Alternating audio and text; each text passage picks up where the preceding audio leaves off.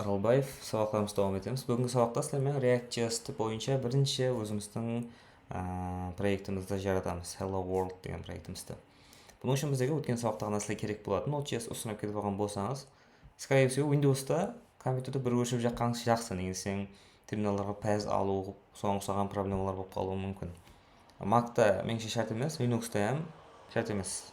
Егер істемей жатса, бір перезагрузка жіберсеңіз істеп кету керек. Егер ондай ham істемесе, ұстанып кетуді қандайдыр қателік болған болуы мүмкін. Просто группаға ямаса маған тастап жіберсеңіз көп беремін. Енді терминалмен істесіп көрген болуыңыз керек. Егер істесіп көрмеген болсаңыз, онда ондай проблема нәрсе емес негізінен алып қарағанда. Бірақ көргеніңіз мақұл. Хоп, терминал деген нәрсе ол Windows'та PowerShell ямаса Command Line деп аталады. CMD деген зат бар ғой. Сол нәрсе. Сода өзіміздің десктопты ашып аламыз. Мысалы үшін Windows'та ls болсам мишка оң қапталын Shift-пенен қосып тұрып, мишка оң қапталын бассаңыз, PowerShell деген нәрсе ашылады. Тап сол нәрсе мынау. Тап соңғы зат. Просто Mac'та терминал деп аталады. Linux'та ham терминал деп аталады. Windows'та Command Line ямаса PowerShell деп аталатын нәрсе. Хоп. Өзіміздің десктоптан бір папка жаратып алуымыз керек. React.js сабақтары деп па қандайдыр папка жаратып алың, сол проектлеріңізді сақтап барасыз. Мысалы үшін бірінші, екінші сабақтағы нәрсе 10-шы сабаққа келген уақытында керек болып қалса, бізге қайтып арқайын историяда көріп алу үшін папкаларды сақтап барың. Қатарма-қатар. Хоп, десктопта бізде менде CD дегені бұл кетемін. Хоп, менде терминал кастомизация қылынған. Оны айтып бермең, осы стильдеріне байланысты жоқ. Жазатын затымыз бір. CD дегені бұл қандайдыр папканың ішіне кіру. Яғни терминал бойынша күттай үйретіп өтемін. CD, мысалы үшін папканың атын жазамын, бұл жерде қандай папка бар? Мынау десктоп қой. Әзір жерде айтып тұрыпты, сен десктоптың ішіне тұрсаң деп айтыпты. Мен және кіре жақпан CD directoryға кіре жақпан, сосын YouTube деген. Тапты бассаңыз, ярым жазып тапты бассаңыз, сіздерге толтырып береді өзі. Кірдім. Енді уже мен десктопта емес, қаяқтамын? YouTube деген папканың ішіндемін. Енді CD деп тұрып, оның ішінде менде қандай папка бар екенін өзім білемін. Егер білмейтін болсам, тапты бассам, маған React сызықшадан басылатын сенде файлдар бар, папкалар бар деп айтып тұрыпты. React сызықшадан басылатын менде екі файл бар, папка бар, то есть өзір. Біріншісі React Projects, екіншісі React Videos. Мысалы үшін бізге маған React Projects керек. Соның ішінде React проектімді жаратуым керек. React Projects деймін. Proj деп тұрып, ямаса pr десең, мысалы үшін бас бетіндегі 2-3 сөзін жазып тұрып, әрбін жазып тұрып, тапты бассам, әкеп береді маған. Enter'ді бассам, уже мен қаяқтама енді React Projects деген папканың ішіндемін. Оның іші уже empty, яғни пустой, есет жоқ. Соның ішіне қазір өзіміздің бірінші проектімізді жаратамыз. Clear десем, Mac'та и Linux'та бұл нәрсе терминал тазалап береді. Егер Windows болатын болса, CLS еді алдес болсам. Бассаңыз, уже сілерге тазалап беру керек. Енді React application'ды жаратуымыз үшін бізге vid деген кеңейтпе керек. Ең бірінші Node.js керек. Сіз тексеріп алың, Node сызықша v деп тұрып, сізге Node.js-тің версиясын шығарып беру керек. Егер ошибка шықты ма, уже ол Node.js тура установка етілмеген болады. Жаңағыдай компьютер бір өшіп жағасыз, ямаса установка процесін қайттан көріп шығасыз. И бізге npm керек, npm-v дейтін болсақ, бізге npm-нің версиясын әкеп береді. Енді қараң, кіттай таныстырып өтемін, көп емес. Бізде теорияны көп өте бермейміз. Теория бойынша кейін может қандайдыр crash course-лар шығаруы мүмкін. Пока что React-ты қайтып істетуіміз мүмкін екендігін көріп алуымыз керек. Node дегені бұл JavaScript-ті браузердің сыртында іске түсіріп беретін runtime. Runtime дегені қандайдыр типа платформа, мысалы үшін. JavaScript өзі не үшін ойлап табылған? Браузердің ішінде істеу үшін ойлап табылған. Қандайдыр дроп доwnлар шығару үшін, білмеймін, бэкэндке запрослар жіберу үшін, құласа кірген веб үшін арналған нәрсе. И қазіргі моментте уже оны, то есть нешінші жыл, 2010 жылына анық уақытын ұмытып қалдым. 2007 ма? Сол кезде Node.js шығады, и браузерде, мысалы үшін, браузерде құрдалы бір істей бермейді, ол Node.js-ті бір компилятор, то есть бір қандайдыр движок істеп тұрады. Яғни машинаның жүру үшін мотор керек, JavaScript-ің істеу үшін движок керек. Сол движок Chrome'да V8 деп аталатын еді. сол v8 деген движокты, браузердің ішінде істеп тұрған движокты Node.js сыртқа алып шықты. И енді уже тек қана браузердің ішінде емес, Node.js яғни JavaScript код браузердің сыртында серверде ham іске түсуі мүмкін. Бұл дегені біздер енді кросс платформ application'ларды JavaScript, Node.js жәрдемінде жаратуымыз мүмкін деген нәрсе. Яғни бұл нәрседен хабарыңыз болу керек. Яғни веб-сайтлар, mobile application'лар, көп machine learning'лар болуы мүмкін, қандайдыр backend бар. Құлас оңсаған кең тарау кеңейіп кетті. Енді npm дегеніміз не? npm деген Node Package Manager деген нәрсе. Яғни бұл сол Node.js-та бізге керек болатын пакетжларды ұстанып кетіп, немесе өшіріп беретін менеджер, соларды басқарады. Бұлар хақында әзір кейін React-тың приложениясын әкеп алғаннан кейін көрсетемін. Бұған әзір қайтамыз.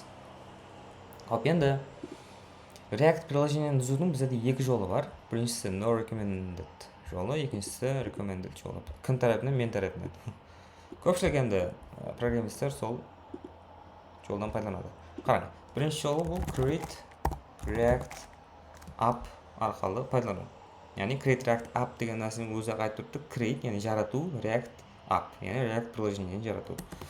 Сондай команда бар. Мінекей create React app деген өзі сондай tool бар бізге. React-тың тек арғы структурасын әкеп береді, файларды әкеп береді. Хоп, бұл не үшін мәслихат етілмейді, теория жағын айтпаймын, просто API қылып түсіндіремін.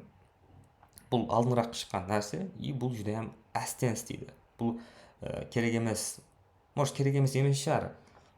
Оптимайз қылынбаған қандайдыр пакетжлерден пайдаланады. Ал екінші жолы мен реальный проектлерде көбінесе пайдаланатын жолым бұл Vite. Vite деген технология бар. Бұны Vite деп оқымаң, бұл Vite прям. Не үшін? Себебі француздар тарапынан ба есеп шығуға, алыспаса. Мүмкін алжасқан шығар. Құлас сол тараптан. Енді Vite дегеніміз не? Create React App дегеніміз не? Екеуіне. Екеуінің мақсаты бір негізінен алып қарағанда. Бізде мысалы үшін React приложениеде жүдем көп файлдар болады. Яғни үлкен React болсын, басқа фреймворкларда болсын, файлдар болады. Қандай файлдар болуы мүмкін? Package.json деген файлдар бар, Node modules деген файлдар бар, керекті қандайдыр пакетжлар бар, яғни кітапханалар, tailwind'лар болуы мүмкін. Сол ұстанып кету керек. Олар бір жерде ұстанып кетілгендігі хақында типа бір нәрсе жазып қою керек рецептін тұзатларды басқарады бұл. Яғни баслаңғыш структураны әкеп береді, қандайдыр дейді. Құлас сол React приложениемізді оны алып қарағанда адам қылып береді ол нәрсе сол баслаңғыш несін. Тек қана React емес, бұда және басқа технологияларым бар. Алдес қосам. Қайтадан жазылған болу керек. Да, мінекей. Vanilla.js, яғни API сізбен біз білген API JavaScript-тем даже әсет береді ол. Баслаңғыш структураны әкеп береді. Vue.js-тем істейді. React-тем істейді. Preact-тем істейді. Lead деген зат естіген екен мен. Svelte-тем істейді. Solid.js-те и құлас осы көрсетілген технологияларды менен бұл істейді. Бұл ешқандай фреймворк емес, бұл ешқандай кітапхана емес. Может кітапхана шығар. Құлас бұл сондай tool, просто сондай мынандай команда берсек, npm, яғни Node Package Manager-ға, өзіміздің менеджерімізға create қыл, нені? Vite-тің latest-ында бір проект маған create қыл деп айтыппыз. Яғни сондай сен қазір командаға, command line-ға, терминалға жазамыз. Үш жолынан пайдаланамыз. Неге, не үшін ондай отырды деген сұрауларды өзіңізге бере бермең, өзіңіз қинай бермең. Әстен практикалайды етіп көре берім, ең өзімден үйреніп кетесіз. Сосын көп сөйлеп жүріп жатқан болсам, мына YouTube-та 1.25 деген тезлікке қойғылы болады. Соның үшін соған арқайын қойып алсаңыз болады. Енді қазірді ондай важный темалар емес. Онда жазамыз npm Node Package Manager дейміз, create Vite дейміз. Latest деу шарт емес. Енді қараң. Create Vite деймін, басаман. Сізді бұнда ашып шықпайды. Менде просто Mac болғаннан кейін өзінің ерекшеліктері бар. Торлап қою керек. Sudo деген зат қосым керек. Егер сізде Mac немесе Linux болатын болса, сұрап қалуы мүмкін. Windows'та сұрамайтын нәрсе. Кейін қандай алайық. Ашықтырмай жақпайды. Не? Хоп, npm'нан алдын sudo деймін. Create react create fit басамын. Енді менен тұрды. Проекттің аты қандай болсын деп отырды. Бізде lesson 1 деген проект болсын. Басамын. Қайсы технологияда жақсын деп отырды. Бізде құдай қаласа React-ті үйренатпыз. Міне. Қандай мишка арқылы жүрмейді бұл нәрсе терминалда болғаннан кейін, төменге жоғарыға arrow-лар бар ғой, клавиатурада. Сол арқылы жүреді. React-қа дейін апарамыз. Enterді басамыз. Хоп, TypeScript-те жазсам ба, я JavaScript-те жазсам ба? Біздер пока что JavaScript-те таңдауымыз керек. Болды, бізге тек арғы структураны әкеп берді. Енді қараң, мен бұны өзімнің мынаяқтағы YouTube деген папканың ішіндегі React Projects-ның ішіндегі қарайтын болсақ, lesson 1 деген папка пайда болды. Осыны VS Code-да ашып алуым керек. Хоп, ашып алдық. Мінекей. Қарайтын болсақ, бізде де өзіміздің керекті файлдарымыз бар. Әммесіменен бірме-бір сізге таныстырып өтемін. Хоп, бірінші файлымыз public, бұл жерде тек қана жаңағы svg қандайдыр image файлдар сақталады. src-ді қойып тұрамыз, қазір ол үлкен тема. ESLint дегені бұл, мысалы үшін JavaScript-те код жазып жатырсыз, қандайдыр кодта синтактический қате тастап кететін болсаңыз, сізге сразу айтады, сен мына кодын сохранить етіп жүрмей-ақ қой, анау бір-бірсінен қайта-қайтарады. Соның үшін мынаны деп турла, одан кейін барып сохранить ет, ямаса одан кейін барып сен проектіңді build қыл деп айтып тұрады өзі. Зор нәрсе бұл. Хоп, git ignore деген нәрсе бар. Яғни GitHub деген нәрсені егер білетін болсаңыз, бұл cloud, яғни мысалы үшін мен компьютерімде үлкен бір $100,000 проект тұрды. Мен одан мысалы үшін үлкен бір бөлімін істеп қойдым. Һәм клиентке бір апта деген тапсыруым керек. Мысалы үшін мен ярым адам істеген уақытында бұл проект дедлайн жақындап қалды. Компьютерім бұзылып қалуы мүмкін, ямаса компьютерім бұзылып болуы мүмкін. Өшіп кетуі мүмкін проект. Сол өшіп кетпеулігі үшін біздер оны компьютерімізде емес, сол GitLab, ямаса GitHub деген клаудларда сақтап қоюымыз керек болады. Сол GitHub деген қысқаша сөз. Енді мысалы үшін біздер өзіміздің трафигімізден кеп шығып, проектті жүктейміз ғой. Кеп шығып деп то есть, в общем, қате сөйледім қазір. Мысалы үшін біздер сол проектті YouTube-ға жүктейміз ғой. Мысалы үшін сол проектті біздер GitHub-ға ямаса GitLab-ға жүктейміз ғой. Сол жүктеген уақытында бізге керек емес файлар, мусор файлар, мысалы үшін қандайдыр лог жинайтұғын, проблемаларды жинап баратұғын файлдар сол GitLab-қа project сипатында кетіп қалмаулығы үшін неде бізде оны ignore қылу деп айтып қоямыз. Кейін Git бойынша проектлерімізді, видеоларымызды оны түсіндіріп өтемін. Index.html кешегінің алдындағы видеода, яғни мынадан бір видео алдыңғы видеода түсіндіріп өттім. Не үшін бізде single page application деп аталады бұл проектлеріміз. Себебі бұл мына сіздің көріп тұрған мына HTML файлы бар ғой. Соның ішіндегі root деген div-дің ішінде болады әмме хадиселер. Яғни сол видеоға қайтып тұрып көретін болсаңыз, осы видеодан кейін түсініп аласыз болды. Һәм бұл жерде скрипт арқылы main.jsx файлы жалғанған. Хоп. Жауабын. Package.json. Package.json дегені бұл тек қана Node Package Manager-дың заты. Package Manager-дың заты ярынан болуы мүмкін ол. Кейін түсіндіріп өтемін. Яғни, апай қылып түсіндіретін болсақ, мысалы үшін проектімізді үлкен бір кухня деп аламыз. Кухняда қандайдыр асхана деп аламыз мысалы үшін. Асханаға затлар керек. Асханаға мысалы үшін нан цех асханасы болатын болса, ұн керек, тұз керек, мейек керек. И ол үлкен объемда керек. Ол мысалы үшін складты тақлап қоясың. Мысалы үшін 1000 лоток қандайдыр мейек, мысалы үшін 100 қалта ұн дегендей. И ол нәрсені постоянно, мысалы үшін так біз бүгін 500 нан шығаруымыз керек. Сен 2 қалта ұнап қайт деп айтпаймыз ғой. Көп еліп әкеп қоямыз, и сол жерде тұрады постоянно. Содан пайдалана береміз. Магазиндер жоқ болған уақытында біздер неғылымыз керек. Сол ұннан, сол мейектен пайдаланып нан шығара алуымыз керек. Көрдім сондай. Біздер Hamma мысалы үшін алдын қандай еді? CDN-нен жалғанған уақытымызда, міне қалай. CDN-нен жалғанған уақытымызда HTML-да. Скорее всего, қандайдар линк жалғанады, Tailwind-да ham. И интернетке әрдайым запрос кететін еді сол серверге. Мынандай класс жазып жатып не қылайын, мынандай классқа мынандай өзгеріс кіртіп жатып не қылайын деп. Сондай болмауы үшін hamma локальный істеу үшін бізде Node Modules деген папка бар. Қазір ол жоқ бізде. Һәм Node Modules дегені бұл склад. Сол бағана асхананың үлкен склады бар ғой. Сол саған склад. Хоп, астан түсініп кетесіз, ондай қиын нәрселер емес. И сол складтан зытлар болу керек екендігі мына жерде жазылып тұр, яғни dependencies. Бұл масалдықлар, грубо айтқанда. Яғни React болу керек біздің приложениеміз істеу үшін, React DOM болу керек. React-тың өзінің виртуал DOM бар, ертең теория бойынша сабақтарды өткен уақытымызда түсіндіріп өтемін. И dev dependencies. Яғни бұл асхананың өзінде құралды, қандайдыр асханашының өзіне керек болады. Мысалы үшін асханашы пышақты турап нанның ішіне салып жібермейді ғой. Пышақтан не қылады, кесу үшін пайдаланады.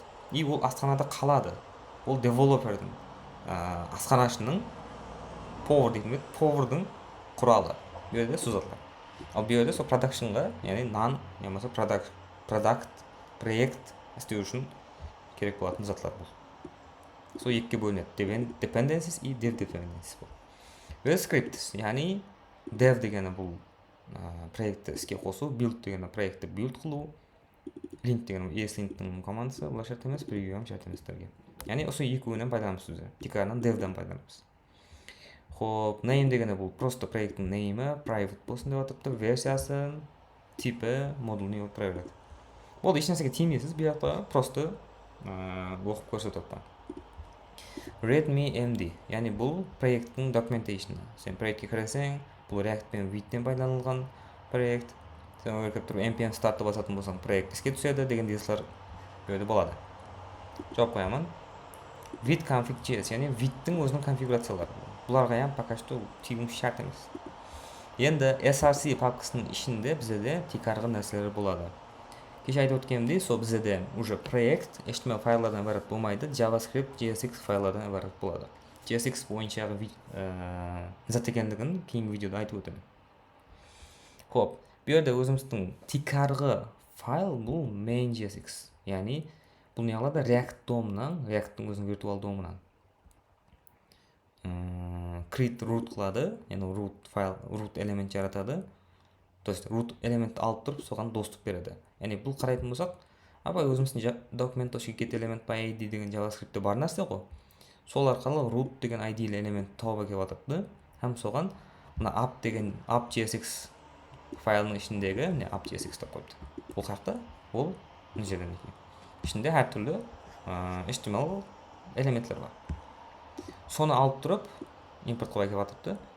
Сол root деген элементтің ішіне рендер қылып атыпты. Бұны яғни кейінгі сабақтарда түсіндіріп өтемін не екендігін. Һәм ол қаға келіп түседі, мына root деген ID есеп қалың, HTML-ға баратын болсақ, root деген ID-лі элемент тұпты. Яғни main.jsx-ке любой келіп түскен нәрсе рендер болады қайға, root деген ID-лі элементке. Ол мына жаққа келіп түседі.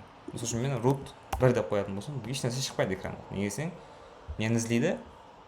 Өзіміздің React root деген элемент іздейді. Егер мен мына жаққа келіп тұрып мынаны өзгертіп қоятын болсам, онда нормально. Яғни осы екі жақ бірдей болу керек. Хоп, басыңызды көп ауырып жүрген болуы мүмкін. Реально іске көшейік. Да, болды. Енді қараң, терминалда істеуді давам етеміз. VS Code-тың өзінің терминалы бар, не тартатын болсаңыз, мекен шығады. Хоп, clear қыламан, less-тен бірде тұрыппыз, һәм біздер бағанағы нелерден пайдалануымыз мүмкін. Аты не? Командалардан. Мысалы үшін npm run dev. Судоны қосып қоямыз. Хар ықтималге қаршы басатын болсам, уже бізде проект іске түседі. Да, түспейді. Не үшін? Себебі біздер warehouse-тағы, яғни өзіміздің складтағы mayak деген сада келмеді. Яғни ол просто рецепт жазылып тұрыпты. Типа қағазға, мысалы үшін 5 қалта ұн, 2 қалта mayak, 2 қалта mayak, 2 лоток mayak, 2 қалта құмшека деп жазып тұрып, давай осы қағаздағы затпенен ауқат пісір дегенде қылып қазір біздер. Ондай болмау керек. Сол қағаздағы затларды интернеттен, сол базадан әкеп алуымыз керек. Яғни React DOM-ды оған керек болады. Мысалы үшін сол асханашының, яғни девелопердің өзінің құралдарын бір папкаға нерге әкеп қойымыз керек. Содан кейін бар бұл проект істейді бізде. Хоп, тазалаймын. Қалай әкеп қоямыз оны? Оны әкеп қойымыз sudo npm install аламыз.